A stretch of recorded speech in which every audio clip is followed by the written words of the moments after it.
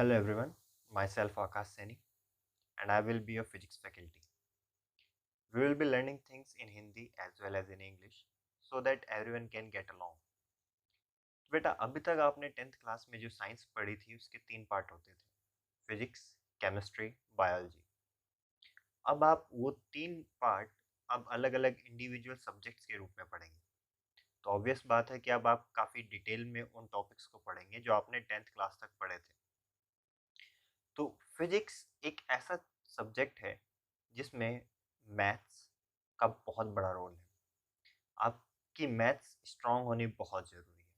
अगर आपकी maths strong नहीं है तो you should work on your mathematics first, क्योंकि फिजिक्स के जो डेरिवेशन है उनमें मैथमेटिकल टूल का यूज़ बहुत होता है। तो चलिए स्टार्ट करते हैं फिजिक्स का फर्स्ट चैप्टर। जैसा आप स्क्रीन पे देख सकते हैं उसका नाम क्या है, फिजिकल वर्ल्ड एंड मेजरमेंट। ठीक है, तो चलिए जानते हैं कि फिज़िकल वर्ल्ड एंड मेजरमेंट में हम क्या क्या पढ़ेंगे। तो सबसे पहले आपसे एक बेसिक क्वेश्चन पूछते हैं, व्हाट इज़ फिजिक्स? कि फिजिक्स क्या है? आपने 10th क्लास में भी फिजिक्स के बारे में पढ़ा। अब आप खुद से पूछिए कि अगर आप किसी को बताएंगे व्हाट इज़ फिजिक्स तो आप क्या आंसर देंगे। चलिए समझते हैं कि फिजिक्स क्या होता है। देखिए, फिजिक्स की डेफिनेशन जो दी जाती है वो ये दी जाती है, Physics is the branch of science that deals with nature and natural phenomena। यानी कि फिजिक्स साइंस का वो ब्रांच है जिसमें हम नेचर और नेचुरल फिनोमिना से डील करते हैं। नेचर तो आप जानते हैं, तो नेचर में बहुत सारे फिनोमिना होते हैं, तो हम उनका एक्सप्लेनेशन ढूंढने की कोशिश करते हैं। देखिए, ह्यूमन माइंड जो है ना, किसी भी चीज के पीछे रीजनिंग जरूर करता है कि अगर ऐसा हुआ है तो क्यों हुआ है, कैसे हुआ है।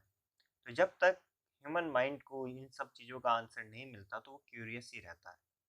तो फिजिक्स में हम उन सभी नेचर और नेचुरल फिनोमिना के बारे में पढ़ते हैं कि इनके पीछे क्या साइंटिफिक रीजन रहा होगा कि ऐसा क्यों होता है। जैसे आपने लाइटनिंग लाइटनिंग के बारे में सुना होगा, जब बिजली कड़कती है ना, आपने लाइटनिंग के बारे में पढ़ा होगा। लाइटनिंग क्या होता है? आपको ये पता है कि लाइटनिंग ये होता है, मगर आपको पता है क्या कि लाइटनिंग होती क्यों? देखिए, आपने 10th क्लास में इलेक्ट्रिक चार्ज के बारे में पढ़ा था। अगर मैं आपको बताऊं कि लाइटनिंग उस इलेक्ट्रिक चार्ज का डिस्चार्ज होता है तो क्या आप इस बात को मानेंगे?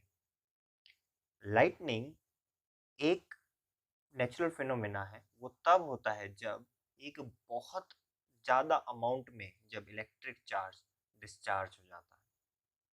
लाइटनिंग के साथ साथ थंडर भी होता है। अब आप पूछेंगे थंडर कैसे होता है? थंडर भी लाइटनिंग के कारण होता है। कैसे? जब लाइटनिंग होती है तो आवाज़ कड़कती है, तो वो जो आवाज़ का कड़कना होता है उसको हम थंडर बोलते हैं। लाइटनिंग कैसे थंडर प्रोड्यूस करती है ये आप 12th क्लास में भी समझेंगे, लेकिन अभी आप इतना समझ लीजिए कि लाइटनिंग इलेक्ट्रिक चार्ज का डिस्चार्ज होता है। जब बहुत बड़े अमाउंट में इलेक्ट्रिक चार्ज डिस्चार्ज होता है तो उसको हम लाइटनिंग कहते हैं। तो जब इतना सारा इलेक्ट्रिक चार्ज एकदम से डिस्चार्ज होता है तो वो जिस चीज़ पर गिरता है उसका टेम्परेचर 30,000 डिग्री सेल्सियस तक बढ़ा देता है। अब इतना ज़्यादा टेम्परेचर आपकी एयर भी टॉलरेट नहीं कर पाती और वो एक्सप्लोजिवली एक्सपेंड करती है। तो जब वो एक्सप्लोजिवली एक्सपेंड करती है तो कुछ शॉक वेव जनरेट होती हैं। उन शॉक वेव का नाम है थंडर। उसका क्या नाम है? थंडर। उसको बोलते हैं हम थंडर।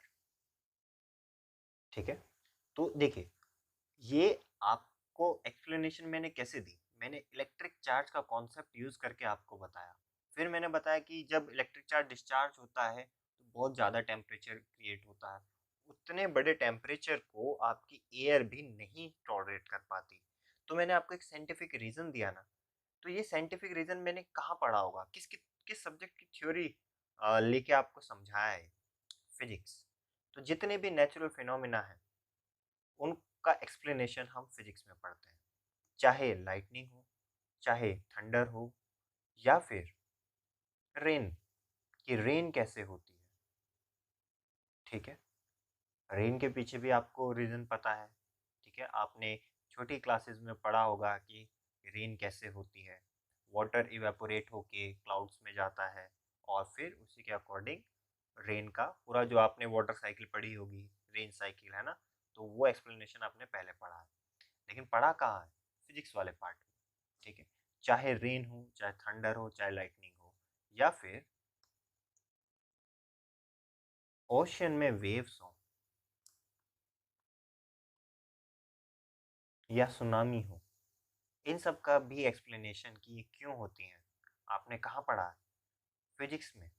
ठीक है, इनका रीज़न ये क्यों होती हैं फिजिक्स में पढ़ा है। आप इनको जो एक्सप्लेन करेंगे वो भी फिजिक्स के थ्योरी का इस्तेमाल करके ही करेंगे। चलिए, वोल्केनो इरप्ट क्यों होता है, ये भी आपने कहाँ पढ़ा? ये भी आपने फिजिक्स में पढ़ा।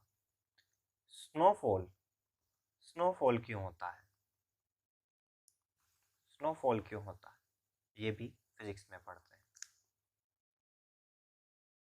अब आपको ये समझ में आया कि फिजिक्स क्या है। ठीक है, फिजिक्स एक ऐसी ब्रांच है फिजिक्स साइंस की जिसमें हम नेचर और नेचुरल फिनोमेना को डिटेल में एनालाइज करते हैं। हम उनके पीछे का रीज़न, एक्सप्लेनेशन को ढूंढते हैं।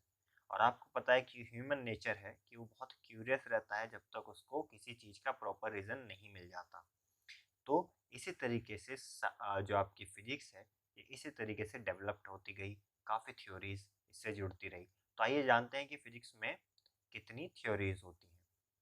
देखिए, यहाँ पे आप समझ सकते हैं, physics defines A scientific theory which helps to explain a natural phenomena or the behavior of a natural system on the basis of the established laws of nature।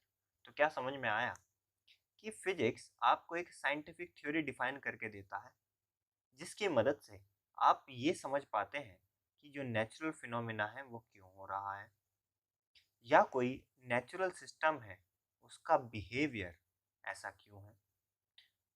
इन सब के लिए हम कुछ लॉज जो पहले से एस्टेब्लिश्ड है उनका इस्तेमाल करते हैं। तो ऐसी फिजिक्स में 5 थ्योरी हैं जिनको हम मेनली पढ़ते हैं। देखिए, जो फर्स्ट थ्योरी है आपकी उसका नाम है मैकेनिक्स। आपने 9th क्लास में वेलोसिटी, डिस्टेंस, एक्सेलरेशन, इन सब के बारे में पढ़ा होगा, है ना? तो वो आपने कहाँ पढ़ा? वो आपने पढ़ा काइनेमेटिक्स में। काइनेमेटिक्स किसकी एक पार्ट है? काइनेमेटिक्स मैकेनिक्स का एक पार्ट है।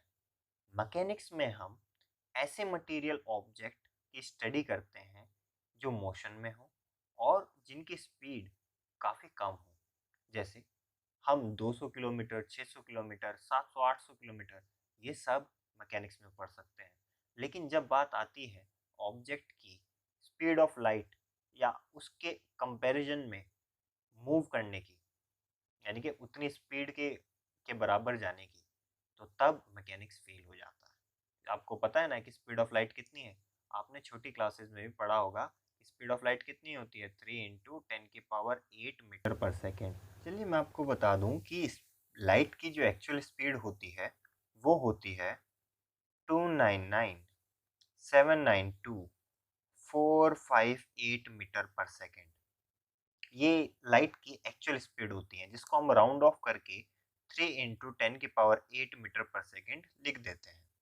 ठीक है, तो मैकेनिक्स फिजिक्स की वो थ्योरी है जिसमें हम ऐसे मटेरियल ऑब्जेक्ट्स को स्टडी करते हैं जो लो स्पीड में मूव कर रहे हों। ठीक है, तो मैकेनिक्स आपके उस फिनोमेना को समझने में हेल्प करता है। चलिए आगे चलते हैं। जो सेकंड थ्योरी है फिजिक्स की उसका नाम है थर्मोडायनेमिक्स। थर्मोडायनेमिक्स जो है the theory of heat, temperature and the behaviour of A system of a large number of particles.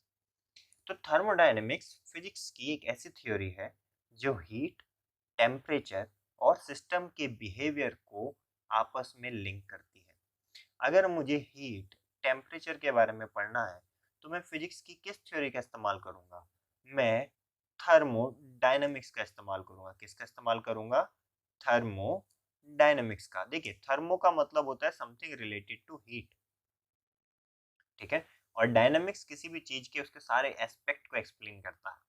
तो थर्मोडायनेमिक्स का मतलब होता है वो ऐसी थ्योरी जिसका इस्तेमाल हम हीट, टेम्परेचर और एनर्जी को रिलेट करने के लिए करेंगे। तो थर्मोडायनेमिक्स एक ऐसी थ्योरी है जिसका इस्तेमाल अब आपको पता है कि कहाँ पे करना है। चलिए आगे चलते हैं। ये एक बहुत इंपॉर्टेंट थ्योरी है बेटा, इसका नाम है इलेक्ट्रोमैग्नेटिज्म। अभी मैं एक इंजीनियरिंग इंस्टीट्यूट में भी पढ़ाता हूँ, तो वहाँ पर मैं इलेक्ट्रॉनिक्स एंड कम्युनिकेशन और इलेक्ट्रिकल स्टूडेंट्स को जब मैं पढ़ाता हूँ बेसिकली, तो उनको मैं एक सब्जेक्ट पढ़ाता हूँ जिसका नाम है इलेक्ट्रोमैग्नेटिक थ्योरी, जिसको हम ईएमटी भी जानते हैं। अब इलेक्ट्रोमैग्नेटिक थ्योरी जो है ये एक बहुत इंपॉर्टेंट थ्योरी है जिसमें हम इलेक्ट्रिक चार्ज और उन सब को पढ़ते हैं। जैसे आपने 10th क्लास में इलेक्ट्रिक चार्ज को पढ़ा, तो इलेक्ट्रिक चार्ज किस फिजिक्स की थ्योरी में एक्सप्लेन्ड है?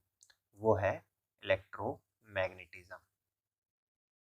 ये आप डिटेल में 12th क्लास में पढ़ेंगे कि इलेक्ट्रोमैग्नेटिज्म जो है वो क्या है, ठीक है। इस थ्योरी में हम इलेक्ट्रिसिटी, मैग्नेटिज्म और इलेक्ट्रोमैग्नेटिज्म को पढ़ते हैं, ठीक है। इलेक्ट्रिसिटी वर्ड काफी कॉमन वर्ड है, तो आपको आसानी से समझ में आ गया होगा। मैग्नेटिज्म भी आपको समझ में आ गया होगा क्योंकि आपने 10th क्लास में भी पढ़ा होगा कि मैग्नेटिक इफेक्ट ऑफ करंट क्या होता है। लेकिन फिर भी मैग्नेटिज्म आपको पता है, आप इससे जान पहचान रखते हैं। लेकिन इलेक्ट्रोमैग्नेटिज्म क्या है? ये वो मैग्नेटिज्म होता है जो करंट के इलेक्ट्रिक इफेक्ट के कारण प्रोड्यूस होता है। अब करंट का इलेक्ट्रिक इफेक्ट क्या होता है, ये सब आप डिटेल में पढ़ेंगे 12th क्लास में। तो अभी आपके लिए इतना समझना काफी है कि charge, electric charge, magnetism, electromagnetism को हम इलेक्ट्रोमैग्नेटिज्म नाम की थ्योरी के अंदर पढ़ते हैं, और ये आप 12th क्लास में भी पढ़ेंगे। अगर आप फ्यूचर में इंजीनियरिंग के लिए सोच रहे हैं या आप इलेक्ट्रिकल इंजीनियरिंग या इलेक्ट्रॉनिक्स एंड कम्युनिकेशन इंजीनियरिंग लेंगे, तो तब इलेक्ट्रोमैग्नेटिज्म आप डिटेल में पढ़ेंगे, ठीक है। अगर आप मैकेनिकल इंजीनियरिंग लेंगे तो मैकेनिकल इंजीनियरिंग में आप मैकेनिक्स और थर्मोडायनेमिक्स नाम की थ्योरी को डिटेल में पढ़ेंगे, ठीक है। चलिए देखते हैं कि हमारी नेक्स्ट थ्योरी कौन सी है। नेक्स्ट थ्योरी है हमारी रिलेटिविटी, ठीक है। रिलेटिविटी क्या चीज है, पहले डेफिनेशन समझते हैं इसकी, फिर समझिए। The theory of invariance in nature and the theory covering the motion of the high speed moving particles. मैंने आपको बताया था कि मैकेनिक्स फेल हो जाता है जब आपके मूविंग ऑब्जेक्ट की स्पीड काफी ज्यादा हो जाती है, यानी कि स्पीड ऑफ लाइट के कंपेरेबल हो जाती है। तो वहां पे मैकेनिक्स तो हो गया फेल। तो कौन सी थ्योरी का इस्तेमाल करेंगे? हम वहां इस्तेमाल करेंगे रिलेटिविटी का। किसका? रिलेटिविटी का, ठीक है। रिलेटिविटी दी किसने थी? रिलेटिविटी एल्बर्ट आइंस्टीन ने दी थी इन 1905। बेटा रिलेटिविटी के दो पार्ट होते हैं, एक होती है जनरल रिलेटिविटी, जनरल रिलेटिविटी, और दूसरी होती है स्पेशल रिलेटिविटी, स्पेशल रिलेटिविटी। अब ये क्या क्या है? देखिए, एल्बर्ट आइंस्टीन को बहुत बड़ा साइंटिस्ट माना जाता था, बल्कि वो साइंटिस्ट नहीं, फिजिसिस्ट थे, थियोरिटिकल फिजिसिस्ट, जो क्या करते थे? थ्योरीज देते थे, ठीक है। अब एल्बर्ट आइंस्टीन ने एक थ्योरी ऑफ रिलेटिविटी दी इन 1905।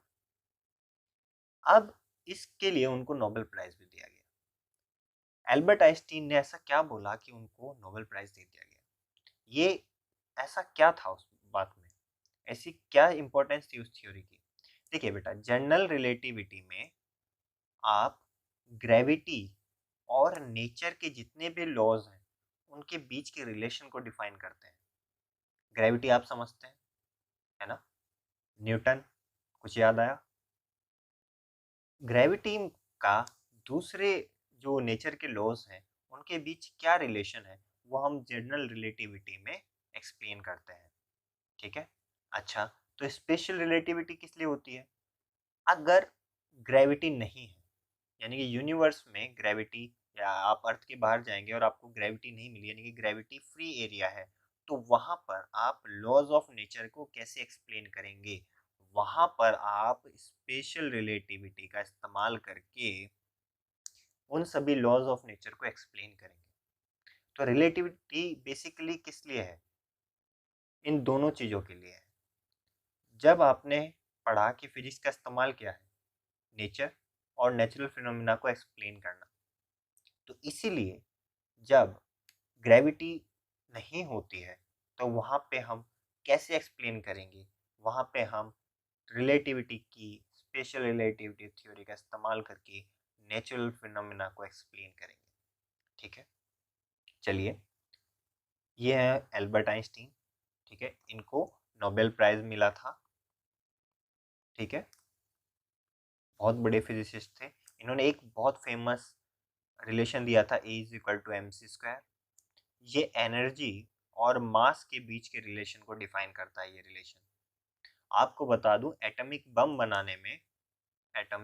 बनाने में इसका, इस इक्वेशन का बहुत बड़ा रोल था। ठीक है, तो E is equal to m c square, यहाँ पे मास है, सी यहाँ पर स्पीड ऑफ लाइट है। ये मैं आपको ऊपर बता चुका हूँ कितनी है, जिसको हम राउंड ऑफ करके 3 × 10⁸ लिख देते हैं। ठीक है, चलिए आगे चलते हैं। बेटा, एक मूवी आई थी इंटरस्टेलर। ये मुझको एक बहुत अच्छी मूवी लगती है। It is one of my favourite movie. इसमें थ्योरी ऑफ रिलेटिविटी का कॉन्सेप्ट बहुत अच्छी तरीके से यूज़ किया गया है। ये बहुत फेमस साईफाई मूवी थी। साईफाई का क्या होता है? साईफाई क्या होती है मूवी? साईफाई कौन सी मूवी होती है? Scientific fictional movie. ठीक है, तो इंटरस्टेलर मूवी में थ्योरी ऑफ रिलेटिविटी का बहुत अच्छा यूज किया गया है। अगर आपने मूवी नहीं देखी है तो आई विल रिकमेंड यू कि during this lockdown you must watch it.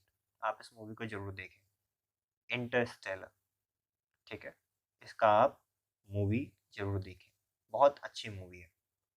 Christopher Nolan जो है वो इसके मूवी डायरेक्टर हैं। देखना कि बेटा, स्पेस में जब हम जाते हैं तो क्या क्या चीज़ें अलग होती हैं जो अर्थ में नहीं होती। ठीक है, तो देखें आप इसको और फिर मुझसे क्वेश्चन पूछेगा कि थ्योरी ऑफ रिलेटिविटी इससे कैसे रिलेटेड है। चलिए, अब आई एक ऐसी थ्योरी जो आप इंजीनियरिंग लेवल पे या अपने ग्रेजुएशन में पढ़ेंगे। अगर आप बीएससी इंजीनियरिंग करेंगे तो तब आप जो फर्स्ट ईयर में पढ़ेंगे उनमें से एक थ्योरी है क्वांटम मैकेनिक्स। ऐसे पार्टिकल जिनको आप अपनी नेकेड आई से नहीं देख पाते, माइक्रोस्कोपिक पार्टिकल्स होते हैं, तो उनके बीच जो सब एटॉमिक पार्टिकल्स होते हैं उनका मैकेनिकल बिहेवियर कैसा होता है, उसको समझने के लिए क्वांटम मैकेनिक्स नाम की थ्योरी का इस्तेमाल किया जाता है। ये अभी आपके लेवल से बहुत ऊपर की बात है। अभी आप सिर्फ समझ लीजिए कि क्वांटम मैकेनिक्स यूज कहाँ होती है। जब हम माइक्रोस्कोपिक पार्टिकल्स के भी सब माइक्रोस्कोपिक पार्टिकल का मैकेनिकल बिहेवियर समझने की कोशिश करते हैं, तो तब हम क्वांटम मैकेनिक्स का इस्तेमाल करते हैं। ठीक है, ये बहुत कॉम्प्लेक्स थ्योरी है। वो आप तभी समझ सकते हैं जब आपकी मैथमेटिक्स बहुत अच्छी हो। ठीक है, इसमें बहुत एडवांस टूल यूज होते हैं। तो अभी इस लेक्चर में हमने ये देखा कि फिजिक्स क्या चीज़ है, फिजिक्स को पढ़ते क्यों है। नेक्स्ट लेक्चर में हम देखेंगे कि फिजिक्स को एग्जैक्ट साइंस क्यों कहा जाता है। अगर आपको भी इस लेक्चर से रिलेटेड कोई भी डाउट हो तो हमारे टेलीग्राम चैनल या हमारे व्हाट्सएप ग्रुप पर हमसे क्वेश्चन करके पूछ सकते हैं।